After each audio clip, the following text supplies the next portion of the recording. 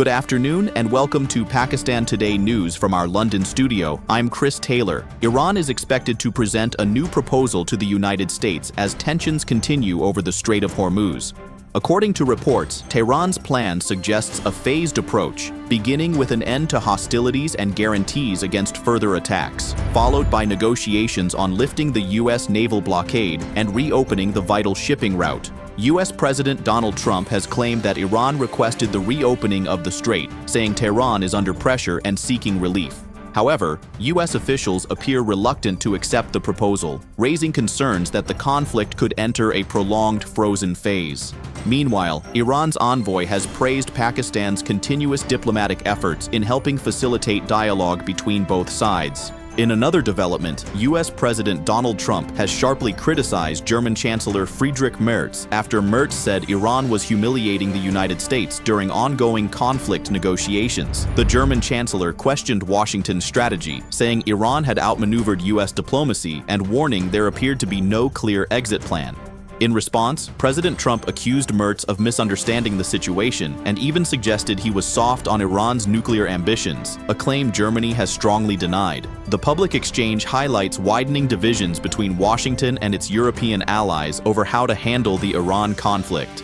Gulf Cooperation Council leaders have also issued a strong joint statement following a high-level consultative meeting. They declared that any attack on one member state would be treated as an attack on all Gulf countries. The leaders firmly rejected any attempt to close the Strait of Hormuz and opposed the imposition of fees on ships, stressing the importance of secure and free navigation through the critical global trade route. They warned that any disruption in Hormuz could threaten regional stability and global energy supplies. In addition, GCC leaders have ordered swift progress on joint oil and gas pipeline projects to strengthen energy security and reduce reliance on vulnerable maritime routes. The United Arab Emirates has announced it will leave OPEC and the wider OPEC Plus alliance from May 1st, marking a major shift in global oil politics. According to the Washington Post, the decision comes amid the ongoing Iran war and disruptions in the Strait of Hormuz, which have shaken global energy markets.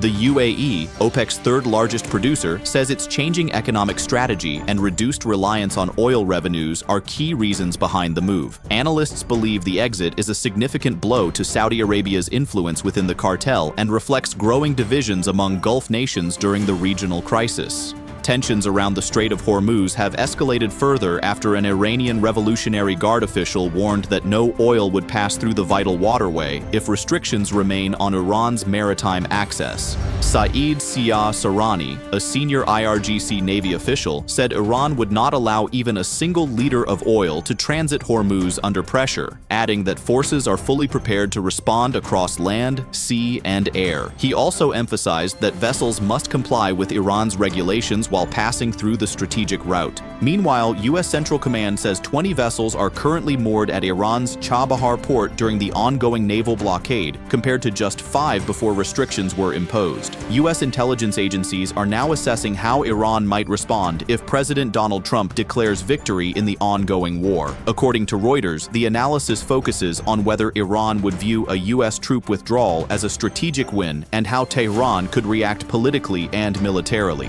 Officials believe Iran may interpret any American de-escalation as its own success, particularly if Washington reduces its military presence. The war has now entered its second month, increasing political pressure on the White House while global energy markets remain under strain. And finally, the World Bank Group has warned that global energy prices are expected to surge by 24% this year, reaching their highest level since the Russia-Ukraine war. In its latest outlook, the bank says overall commodity prices could rise by 16% in 2026, driven by sharp increases in energy, fertilizers, and key metals. The report says disruptions in the Strait of Hormuz and attacks on energy infrastructure have triggered one of the largest oil supply shocks on record, cutting global supply by nearly 10 million barrels per day. Brent crude prices have already risen by more than 50% this year and are projected to average around $86 per barrel in 2026. The World Bank warns the shock could significantly impact global growth, jobs, and development. That's all for now. You're watching Pakistan Today News. I'm Chris Taylor.